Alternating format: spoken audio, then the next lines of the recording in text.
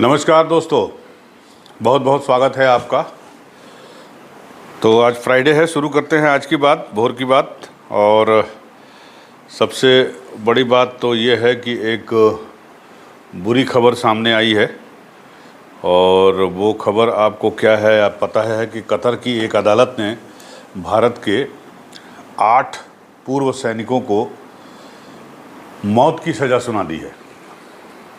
ये कल शाम को करीब 4 बजे के आसपास ये खबर आई और निहायत ही अफसोसनाक खबर है। तो इस खबर के बारे में चर्चा करेंगे। 1 मिनट का मुझे समय दीजिए आप। जी, तो पहले तो जिन 8 लोगों को, जो नौसेना अधिकारी हैं, उनको सज़ा मिली है। वो हैं captain Navtej Singh Gill, captain Virendra Kumar Verma, captain Saurabh Vashisht, commander Amit Nagpal, commander Purnendra Tiwari, commander Sugunakar Pakala, commander Sanjeev Gupta और सेलर रागेश। तो ये जो है, इनको अगस्त 2022 में गिरफ़्तार किया गया था और इनको अब जो है मौत की सज़ा सुनाई है। भारत ने इस फैसले को स्तब्धकारी बताते हुए फैसले पे पुनर्विचार करने की मांग की है। और क्या आरोप हैं इनके ऊपर, ये अभी पूरी तरह से सामने नहीं आया है, क्योंकि कुछ जासूसी का आरोप बताया जा रहा है कि है इनके ऊपर। और ये जो है, एक कंपनी थी वहाँ पर जो कतर के डिफेंस के लिए काम करती है। वो कंपनी जो है, वो का नाम मैं आपको सुना देता हूँ। कंपनी है, क्या नाम है कंपनी का? अल दहरा ग्लोबल टेक्नोलॉजी। ये कतर की डिफेंस की कंपनी है और इसमें हमारे पूर्णेंदु तिवारी जो कमांडर वो थे, वो एमडी का इनकी पोस्ट थी। और इनको 2019 में प्रवासी भारतीय सम्मान से भी सम्मानित किया गया था हमारे देश में, जो प्रवासी भारतीयों को यानी एनआरआई को दिया जाने वाला सर्वोच्च सम्मान है। उस समय एक पोस्ट में दोहा स्थित भारतीय दूतावास में कहा गया था कि ये पुरस्कार विदेश में भारत की छवि को बढ़ाने के लिए दिया गया है।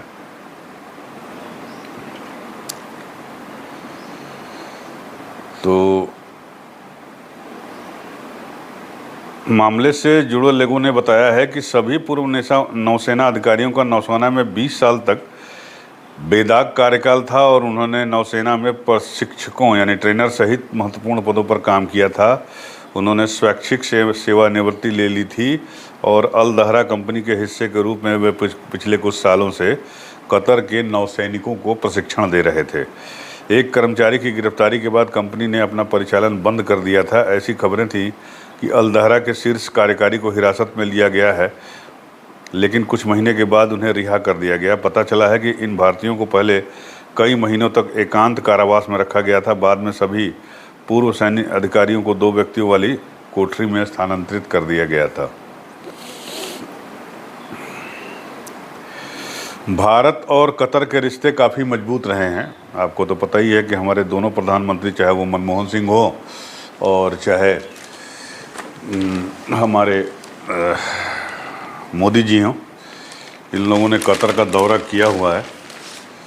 और मनमोहन सिंह संभवतः 2006 में गए थे और 2016 में गए थे हमारे पीएम मोदी साहब। तो इसका मतलब कि 2016 तक रिश्ते काफ़ी अच्छे थे। उसके बाद से जो है वो गड़बड़ हुए हैं। तो गड़बड़ क्यों हुए और किस तरह से जो है क्या है मामला, ये पूरी तरह से अखबार में नहीं आया है। और नौसेना के पूर्व अफसरों पर सार्वजनिक आरोप जो है वो सार्वजनिक नहीं किए हैं कतर ने। जो ट्रायल है वो पिछले साल 30 अगस्त की रात में इनको हिरासत में लिया गया था और सभी का ट्रायल इस साल 29 मार्च को शुरू हुआ था। विदेश मंत्रालय ने 6 अप्रैल को एक प्रेस कॉन्फ्रेंस करके इस बात की जानकारी दी थी कि इन सब लोगों को भारत की ओर से कानूनी मदद मिलनी शुरू हो गई है। प्रवक्ता ने बताया था कि दोहा स्थित हमारी एम्बेसी इन सभी लोगों के परिवार के साथ संपर्क में है। तो अब ये अखबार जो है हमारे हाथ में जो है वो नवा टाइम्स है। इसने ये भी लिखा है कि ये डिप्लोमेटिक फेल्योर है हम लोगों का, है या नहीं, क्वेश्चन मार्क है। तो क्यों लिखा है मैं आपको बता देता हूँ। भारत और कतर के संबंधों में हाल फिलहाल मधुरता कम दिखी है। जब दोनों देशों के रिश्तों की बीच खटास हाल में तब दिखी थी जब पिछले साल जून में बीजेपी नेता नूपुर शर्मा ने प्रोफेट मोहम्मद के खिलाफ विवादास्पद टिप्पणी की थी। तो कतर पहला देश था जिसने इसकी आलोचना की थी। नूपुर शर्मा वाले बयान पे काफ़ी बवाल मचा था, आपको पता ही है। तो कतर भी एक ऐसे कंट्री था पहला कंट्री था जिसने इसकी आलोचना की थी। और उस दौरान वहाँ पे जो हमारे भारतीय एम्बेसडर थे उनको कतर सरकार की ओर से सम्मन भी जारी किया गया था। तो उसके बाद से जो है पिछले साल जून से अब तक जो है दोनों देशों के बीच कोई उच्च स्तरीय यात्रा, यानी कोई बड़ा अधिकारी वहाँ का या यहाँ से कोई बड़ा अधिकारी वहाँ नहीं गया है। प्रधानमंत्री की बात तो छोड़ दीजिए। तो और ये भी बात गौर करने लायक है कि भारत की ओर से खासी प्राथमिकता देने के बावजूद कतर में बिना आरोप को सार्वजनिक किए भारतीयों को मौत की सज़ा सुना दी जाती है। क्या आरोप हैं एग्जैक्ट ये नहीं बताया गया, इसको पब्लिकली नहीं किया गया और इनको मौत की सज़ा सुना दी गई है। तो कहीं ना कहीं ये भारत की कूटनीतिक विफलता की ओर भी इससे एक संकेत है। और इसमें लिखा है कि 2008 में, इसके पहले मनमोहन सिंह ने कतर का दौरा किया था, जो किसी भी भारतीय पीएम का पहला दौरा था। और उसके बाद 2016 में 8 साल के बाद पीएम नरेंद्र मोदी ने कतर का दौरा किया था। तब कतर ने सद्भावना के तौर पर जेल में बंद 23 भारतीयों को रिहा कर दिया था। यानी तब रिश्ते आज से कहीं बेहतर थे। और आज की बात यह है कि 8 आदमियों को मौत की सज़ा दे दी गई। क्यों दी गई? तो उड़ती उड़ती खबर है कि वो जो है जासूसी का कोई मामला है। क्या मामला था ये अभी किसी को नहीं पता है। तो ये पहले जब आया 25 अक्टूबर को पिछले साल, जब मीतू भार्गव नाम की एक महिला ने ट्विटर यानी एक्स पर पोस्ट करके बताया कि भारतीय नौसेना के 8 पूर्व अधिकारियों को दोहा में बीते 57 दिनों से रखा गया है। उन्होंने भारत सरकार से इस मसले पर जल्द कार्रवाई की मांग की थी और कहा था कि इन सभी लोगों को जल्द से जल्द भारत वापस लाया जाए। मीतू 64 साल कमांडर रिटायर्ड पूर्णेंदु तिवारी की बहन है। वही पूर्णेंदु तिवारी जिनको सर्वश्रेष्ठ प्रवासी भारतीय के नाम से नवाजा गया, मतलब सम्मान से नवाजा गया था। और जो उस कंपनी में अल दहरा जो कंपनी है उसमें एमडी थे, मैनेजिंग डायरेक्टर। इसके साथ नवतेज गिल के भाई नवदीप ने भी कहा था कि उनके 57 साल के भाई कैप्टन रिटायर्ड नवतेज सिंह गिल ने 30 साल तक भारतीय नेवी की सेवा की और उन्हें कई पुरस्कारों से भी नवाजा जा चुका है, लेकिन उन्हें भी बंद किया था। कतर ने 8 पूर्व अधिकारियों को पिछले साल 30 अगस्त की रात में हिरासत में लिया गया था। इन सभी का ट्रायल इसी साल 29 मार्च को शुरू हुआ। विदेश मंत्रालय ने 6 अप्रैल को एक प्रेस कॉन्फ्रेंस के जरिए इस बात की जानकारी दी थी कि इन सब लोगों को भारत की ओर से कानूनी मदद मिलनी शुरू हो गई है। प्रवक्ता ने बताया था कि दोहा स्थित हमारी एम्बेसी इन सभी लोगों के परिवार के संपर्क में है। तो कांग्रेस ने मौका नहीं चूका और सरकार को घेरने की तैयारी की है या घेरा है। कांग्रेस ने गुरुवार को उम्मीद जताई कि भारत सरकार उनकी रिहाई सुनिश्चित करने के लिए अपने राजनयिक और राजनीतिक प्रभाव का पूरा उपयोग करे। पार्टी महासचिव जयराम रमेश ने कहा कि कतर में भारतीय नौसेना के पूर्व अधिकारियों से संबंधित घटनाक्रम का कांग्रेस ने संज्ञान लिया है। आशा करते हैं कि सरकार कतर सरकार के साथ अपने राजनयिक प्रभाव का उपयोग करेगी ताकि यह सुनिश्चित हो सके कि अधिकारियों को अपील करने में भरपूर सहारा मिले। तो ये मामला है। अब क्या होगा,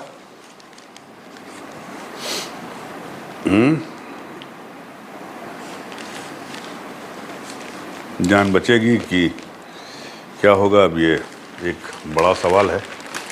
एक दो नहीं, पूरे 8 अधिकारी हैं हमारे, और उनको जो है मौत की सज़ा सुना दी, कारण भी नहीं बताया।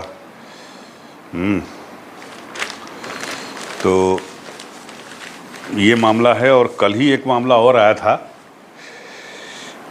ये जो झगड़ा हो रहा है इजराइल और फ़लस्तीन का, हमास का, तो उस पे हमारे जो राष्ट्रपति हैं अमेरिका के, जो बाइडन, उन्होंने एक अजीब सा बयान दिया है।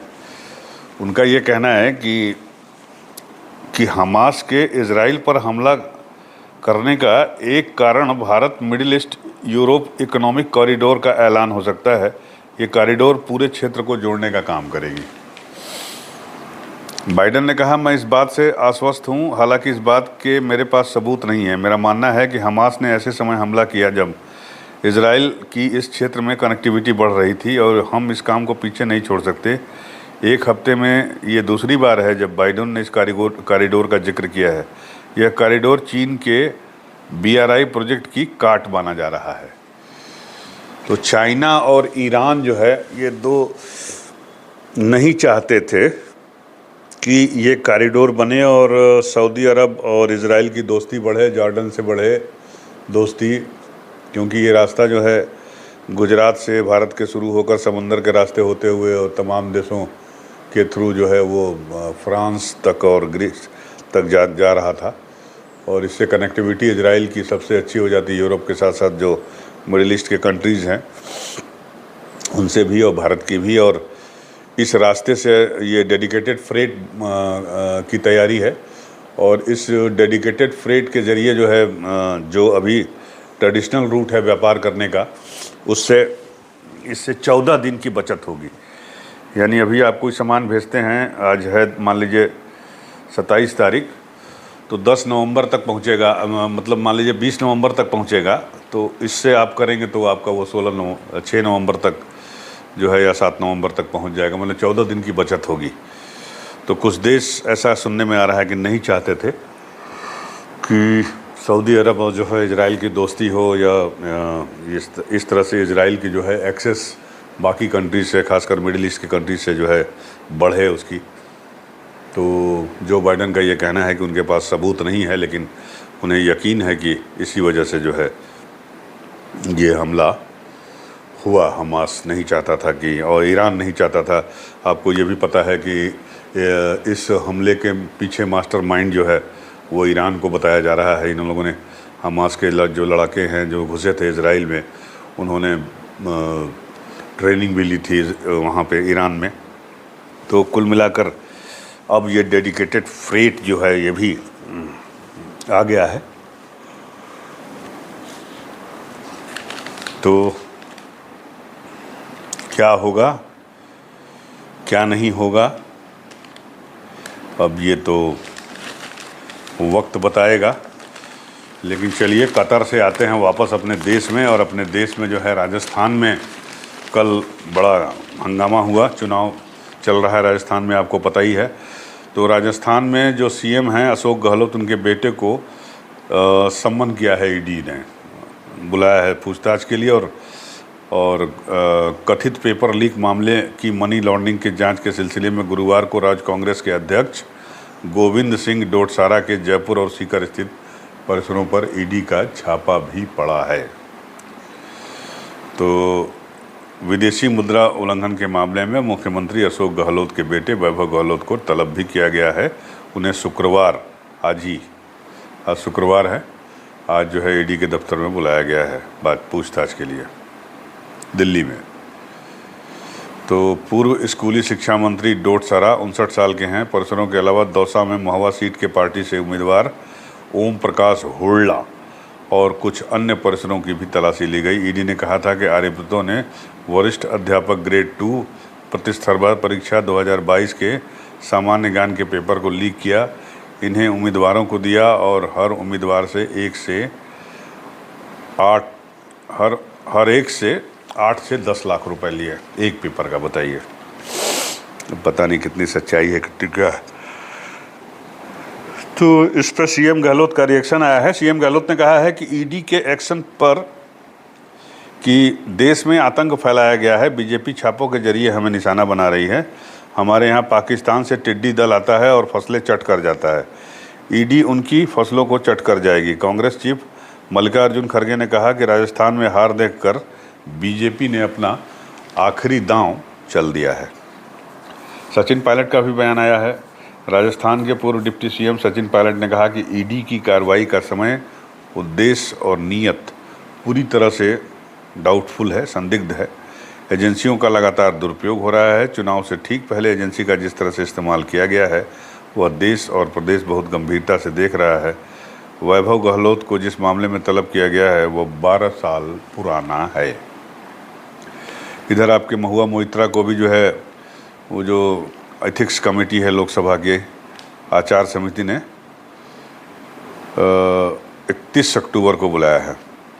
वो जाएंगी और अपना पक्ष रखेंगी। तो ये तो हो गया भैया। अब आते हैं वर्ल्ड कप पे। आपको पता है कि कल जो है इंग्लैंड की खटिया खड़ी कर दी श्रीलंका ने। लगातार तीसरी और कुल चौथी हार के बाद इंग्लैंड का विश्व कप के सेमीफाइनल में पहुंचना हुआ बेहद कठिन। जी हाँ, इंग्लैंड को सस्ते में समेटने के बाद बेहतरीन फॉर्म में चल रहे पाथुम निसांका और सदीरा समरविक्रमा की अटूट शतकीय साझेदारी की मदद से गुरुवार को 146 गेंद बाकी रहते हुए श्रीलंका ने 8 विकेट से बड़ी जीत दर्ज करके पिछले चैंपियन को अगर ये होगा तो वो होगा, मगर ये होगा तो वो होगा की राह पे ढकेल दिया है इंग्लैंड को, जो कि पिछली चैंपियन है। इंग्लैंड की टीम इस बार जो है अच्छे से नहीं खेल पा रही है। इसमें भी लिखा है कि इंग्लिश बल्लेबाजों के गैर जिम्मेदाराना प्रदर्शन से उनकी टीम 33.2 ओवर में आउट हो गई। असमान उछाल ले रही पिच पर उसके बल्लेबाज जूझते नजर आए। बेन स्टोक्स जिन्होंने 43 रन बनाए, उनको छोड़कर उसका कोई भी बैटर टिक कर नहीं खेला। डेविड मलान 28, जॉनी बेयरस्टो 30 ने पहले विकेट के लिए 45 रन जोड़कर इंग्लैंड को आक्रामक शुरुआत दिलाई, लेकिन ये साझेदारी टूटते ही इंग्लैंड की पारी लड़खड़ा गई और उसकी आधी टीम 85 के स्कोर तक पेविलियन चली गई थी। तो ये हो गया। ये 25वां मैच था, 25वां मैच था इस वर्ल्ड कप का, जिसमें इंग्लैंड का बोरिया बिस्तर जो है बनता हुआ दिख रहा है।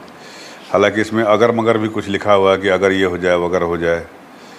अगर न्यूजीलैंड बाकी चारों मैच गंवाकर 8 अंक पर ही रह जाए, अगर भारत अपने बाकी 4 में से 3 मैच ही जीते और इंग्लैंड से हार जाए, वहीं साउथ अफ्रीका आगे सभी को हरा दे और सिर्फ भारत को छोड़कर, तब भारत पहले, साउथ अफ्रीका दूसरे स्थान पर होंगे। ऑस्ट्रेलिया न्यूजीलैंड को हरा दे लेकिन बाकी मैच वो गंवा दे। अफ़गानिस्तान नीदरलैंड और ऑस्ट्रेलिया को हरा दे। ऐसे में ऑस्ट्रेलिया और अफ़गानिस्तान दोनों के 8-8 अंक के साथ फिनिश करेंगे। अगर श्रीलंका न्यूजीलैंड और अफ़गानिस्तान को शिकस्त दे, वहीं पाकिस्तान बांग्लादेश और न्यूजीलैंड को हरा दे, तब श्रीलंका और पाकिस्तान के भी 8 अंक रह जाएंगे। मतलब अगर मगर का खेल होगा तब ये होगा। वैसे जो पॉइंट तालिका है मैं पढ़ देता हूँ आपको। इंडिया के जो है पॉइंट है 1.353 है। 5 मैच खेले इन्होंने, 5 जीते हैं, 10 पॉइंट हैं इनके। नेट रन रेट जो उनका है 1.353 है, पॉइंट 10 हैं। साउथ अफ्रीका ने 5 मैच खेले हैं, 4 जीते हैं, 1 हारी है, वो 8 पॉइंट है उसके। उसका रन रेट लेकिन सबसे बढ़िया है, 2.370 है। न्यूजीलैंड जो है वो 5 मैच खेली है, 4 जीती है, 1 हारी है, इसके भी 8 पॉइंट हैं और इसका जो रन रेट है 1.481 है। ऑस्ट्रेलिया ने 5 मैच खेले हैं, 3 जीते हैं, 2 हारे हैं, 6 पॉइंट हैं उसके और इसका जो है रन रेट 1.142 है। और बाकी श्रीलंका, पाकिस्तान, अफ़गानिस्तान, बांग्लादेश नहीं, श्रीलंका, पाकिस्तान और अफ़गानिस्तान, इन्होंने 5-5 मैच खेले हैं, 2 जीते हैं, 3 हारे हैं और तीनों के 4-4 पॉइंट हैं। तो ये है मामला, देखिए क्या होता है।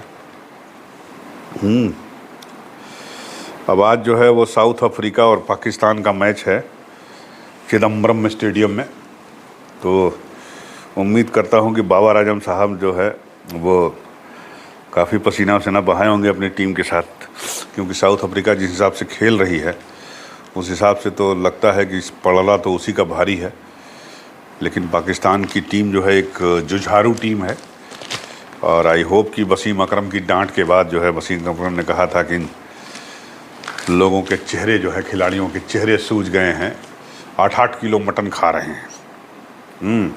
कोई फिटनेस टेस्ट नहीं है इन लोगों का हुआ है पिछले 2 साल से। तो कुछ फिटनेस की एक्सरसाइज वगैरह किए होंगे डांट खाने के बाद, तो हो सकता है आज बढ़िया खेल जाएँ तो स्थिति थोड़ी सुधर जाए। अभी तो पाकिस्तान के जो है वो 5 मैच में 4 पॉइंट हैं और साउथ अफ्रीका का जहाँ तक सवाल है तो उसके 8 पॉइंट है, डबल है इनसे। तो ये है वर्ल्ड कप। राष्ट्रीय खेल भी शुरू हो गए हमारे गोवा में, मोदी जी ने कल उसका उद्घाटन कर दिया, आपको पता ही है। हाँ, तो चलिए थोड़ा अंग्रेजी अखबार उठाते हैं, देखते हैं अंग्रेजी अखबार में क्या है। आप लोग भी तो अंग्रेजी अखबार लेते होंगे, कम लोग लेते होंगे, ज़्यादातर लोग तो हमारे पाठक जो है वो दर्शक हिंदी अखबार लेते होंगे। देखिए कितना बढ़िया OnePlus का विज्ञापन छपा है। OnePlus का कुछ आज वो है, आ रहा है कोई नया मॉडल। OnePlus ओपन लिखा हुआ है। Game changing multi tasking with open canvas, dual 2K Pro XDR displays, light compact. देखिए भैया निकला है, ये फ़ोन है।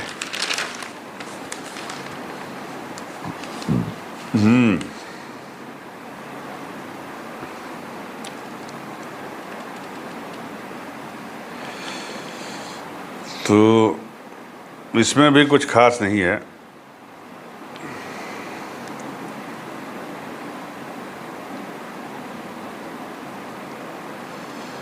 अखबार में कुछ लिखना नहीं है। इस टाइम्स ऑफ इंडिया में मैंने देख लिया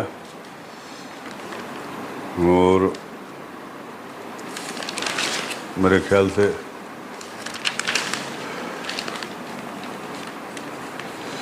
एक खबर निकली है, इसमें लिखा है कि कुत्ते जो है हर 15 मिनट पे एक लोगों को काट लेते हैं उत्तर प्रदेश में, और बंदर जो है हर 1 घंटे में काटते हैं। तो भैया छुटकारा दिलाओ, बंदर को तो आदमी छू भी नहीं सकता।